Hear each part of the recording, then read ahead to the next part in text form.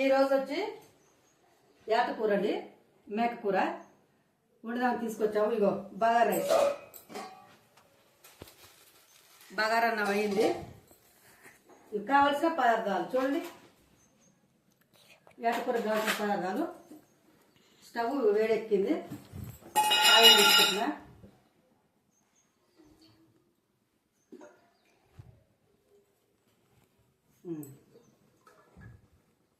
చాలు, ఎందుకంటే బగారా అన్నం కాబట్టి సరిపోతుందండి.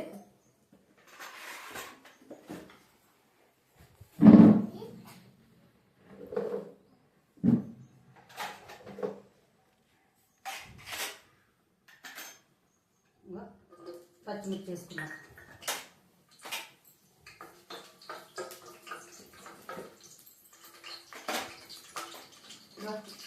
ఉల్లిగడ్డలు, ఉల్లిపాయ ముక్కలు చూడండి ఎంత బాగుందిగా.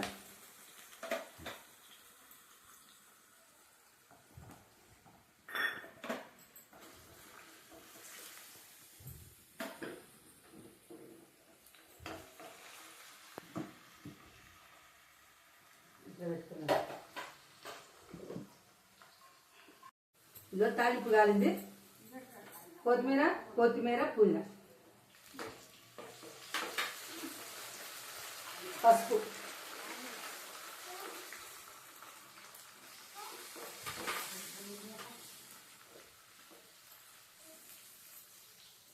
అల్లం వెల్లుల్లి పేస్ట్,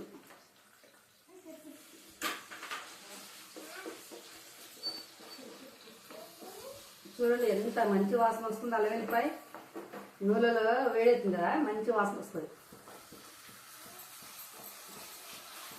ఇట్లా అల్లం వెల్లిగడ్డ పచ్చి వాసన లేకుండా తాలింపులో కొంచెం మగ్గనియాలి. పసుపు కానీ అల్లం వెల్లిపాయ కానీ. ఇప్పుడు కూర వేసుకున్నాం.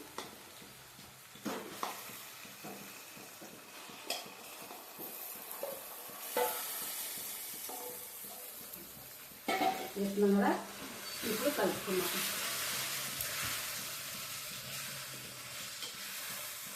మేమైతే ఎప్పుడైతే ఇట్లనే వండుకుంటాం ఫ్రెండ్ మటన్. ఇట్లా మంచిగా కలుపుకోవచ్చు. ముక్కలకి మంచిగా అల్లం వెల్లిపాయ కానీ పసుపు మన తాలింపు ఉంది కదా, నూనెకి అంత మంచి గచ్చేటట్టుగా ఇట్లా పూర్తిగా ఇట్లా కలుపుకోవాలన్నమాట. మంచిగా కలుపుకోవాలి. ఇట్లా కలుపుకున్నాం కదా, కలుపుకున్న తర్వాత కాసేపు మూత పెట్టుకుందాం, మగ్గనిద్దాం. సరేనా ఫ్రెండ్? సరే మరి చూసుకున్నాం ఫ్రెండ్. మళ్ళీ ఒకసారి కలబెడుతున్నా. మంచిగా మగ్గింది. ఇప్పుడు మూత పెట్టే కదా, మంచిగా మగ్గింది. ఇప్పుడు కారం వేసుకుందాం. సరిపోదు.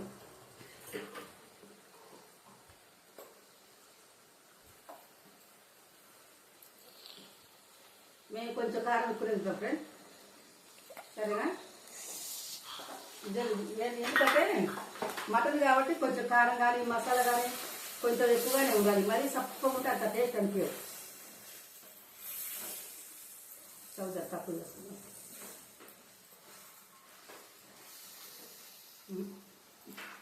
కారం కొంచెం వేసుకున్నాం.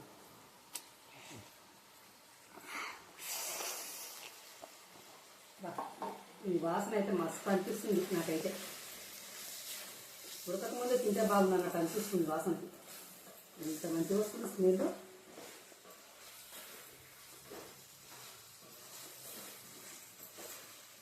కారం వేసుకున్నాం కదా, సరిపోను. ఇప్పుడు కాసేపు మంచిగా మగ్గనిద్దాం, పచ్చివాసన లేకుండా ఉంటుంది. సరేనా? మూత పెట్టుకుంటా.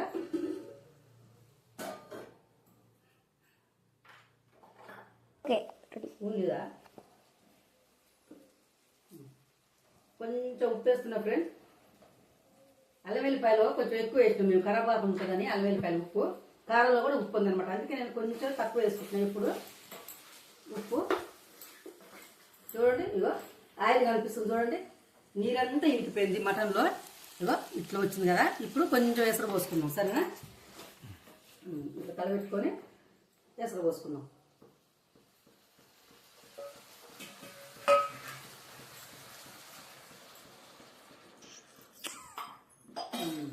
చూడండి ఇట్లా మంచిగా కలుపుకొని మూత పెట్టుకుందాం. మంచిగా సరిపోతుంది ఎసురు. మూత పెట్టుకుందాం. చూస్తున్నాం అనుకుంటా. నీ మాట వాడు అందులో లెక్క చూడ అమ్మమ్మ అని చెప్తాం. ఆగో చూడండి కూర కుత్త ఉడుకుతుంది. చూడండి ఒకసారి ఎట్లా కుత్తలాడుతుందో వేడిగా. ఇది దగ్గరికి కొంచెం అయ్యేలోపు మనం ఏం చేద్దాం చెప్పండి. ఏం చేద్దాం?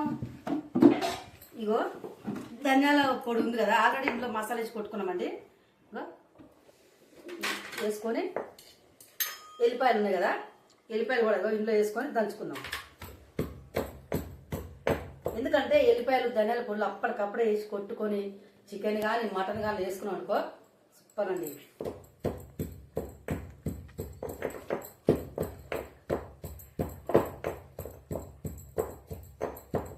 కూర ఉడికి దింపే ముందు వేసుకోవాలి. సరేనా ఫ్రెండ్?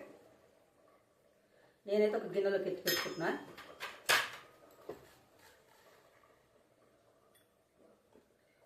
చూడండి శుభ్రంగా ఎత్తి పెట్టుకొని మంచిగా కూర దింపే ముందు వేసుకోవాలి.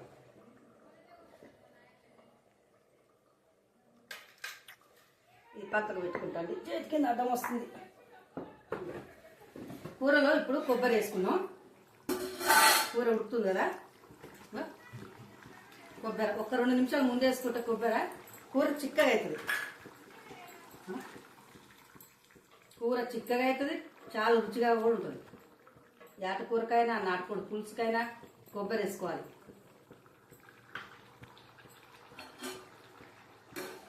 Wow super.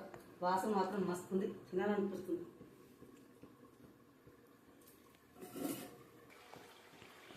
ఇప్పుడు ధనియాల పొడి వేసుకుందాం.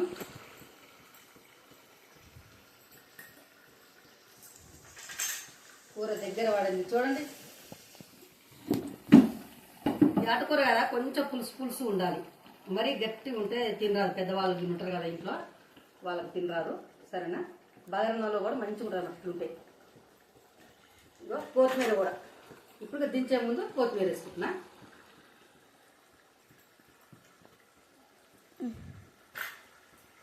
చూడండి మటన్ కర్రీ రెడీ. చూడండి అయిపోయిందండి. సరేనా? స్టవ్ కట్టేస్తుంది. లైక్ చేసి సబ్స్క్రైబ్ చేయండి ప్లీజ్.